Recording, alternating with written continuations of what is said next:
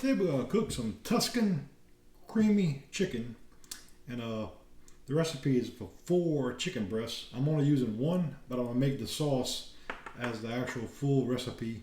So first thing we'll do is get 1 tablespoon of extra virgin olive oil, and we'll get that hot in our pan. And go ahead and make sure your chicken breast is dry, and we're going to season it with some black pepper, a little bit salt. I'm using regular old table salt. And then we're going to do both sides, so let me get that done. And here's our other side. Say a little bit of pepper, a little bit of salt. And also we're using 1 teaspoon of dried oregano. So make sure you get both sides.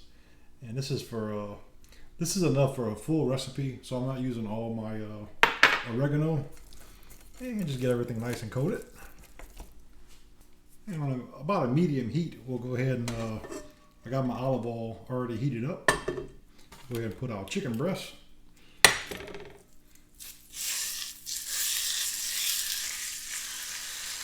And we'll start getting that to cook. Alright, we got 8 minutes on the first side. We'll go ahead and flip it. And it should be getting a nice little brown on it at this point. So that's how we're looking. And we'll do 8 minutes on this side, but this is a pretty thick chicken breast, so I may have to go a little longer. So we'll see. I'll check it with my meat thermometer once I get this side done for 8 minutes. And just to kind of help it, keep the heat in the pan, I will cover it. But my cover doesn't fit real tight, so it shouldn't release too much moisture.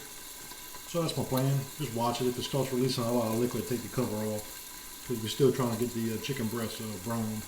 But this will keep more heat in the pan. All right, we've been 16 minutes total. And we'll go ahead and flip it. Like I said, even though I put the cover on, it's still got a little brown on it, which is what we're shooting for. Okay, so my chicken was cooking a little bit too slow, and it wasn't getting cooked quick enough. So what I did was I split my breast in half. And at this point, I'm going to just let it go another about 2 minutes, because it's pretty thin now. So that'll kind of help it cook quicker. So if you got real thick pieces of breast, I would recommend cutting them in half, making 2 out of them. Otherwise, it's going to take forever to get to 165. All right, at this point, we'll go ahead and take our chicken out. Like I said, it's no longer pink, which is what you're shooting for. And just put that on a plate to the side. Now we'll go ahead and melt 3 tablespoons of butter. Like I said, it seems like a lot. I'm making the full recipe, but only using 1 chicken breast.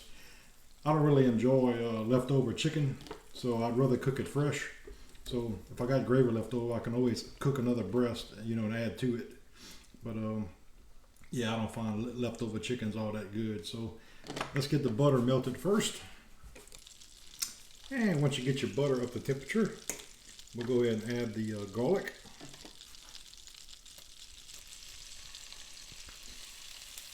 And we're going to cook this about 1 minute, just to release a little bit of the garlic flavor into the butter and the olive oil. Chicken breast was no skin on it, so there's not that much grease. So the only oil you see in the pan was the extra light virgin olive oil. So about a minute here. And I will go ahead and put in our cherry tomatoes. This is 1.5 cups. Actually, a little less than 1.5 cups, about 1.25 cups maybe, but that's fine. That's all I had. I don't feel like running to the store just to buy tomatoes. So we'll go ahead and season this lightly with some salt and pepper now. So put a little black pepper and a little bit. And just a little bit salt, just to kind of season everything as you go, And I'm not going to use all of it. And just kind of give it a little coat here.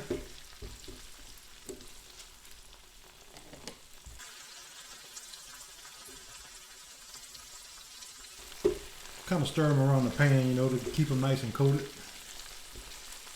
I think we had a good point here. You see how the bottom is starting to kind of get a little wilt on them.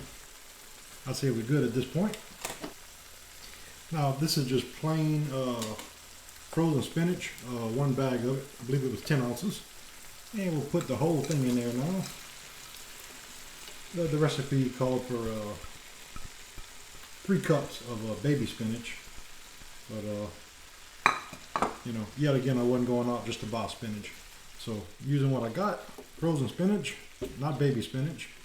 And we'll go ahead and kind of toss this. And my spinach was still cold, so I want to get it, you know, at least cooked a little bit. So I'll probably cook this about 5 minutes or so. And I'm gonna go ahead and crank my fire back up, being it was cold. And I got everything kind of incorporated, and I'm gonna go ahead and cover it. That way it'll get the heat built up in the pan quicker. We've been about, I did about 4 minutes.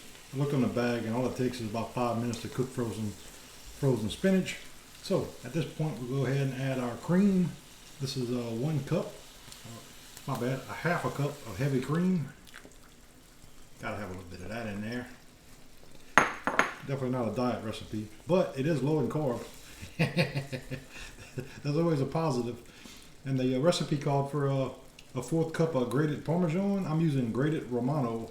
That's what I had, so that's what I'm using. I didn't feel like going shopping.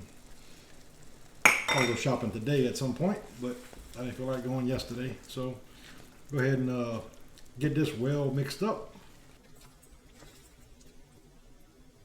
We're going to cook this for 3 minutes, get it well incorporated, and then we're going to add the chicken back, and we're going to cook another 5 minutes, you know, with the chicken in it. At this stage, go ahead and give your gravy a little taste. See if you got to add anything to it.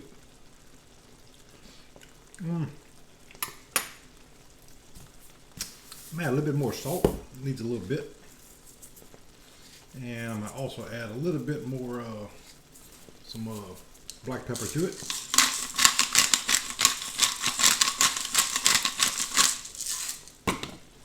Yeah, I think that's about it. And since I added the milk and the cheese, do it uncovered because you don't want your gravy to get watery at this point. We'll go ahead and add our chicken breast back to it, as well as the gravy.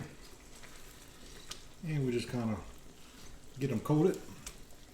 And we're going to cook it now for a total of 5 minutes extra. So that's how you do it. Go ahead and put some of that on top there to keep them nice and moist on top as it cooks. I think that's a good idea.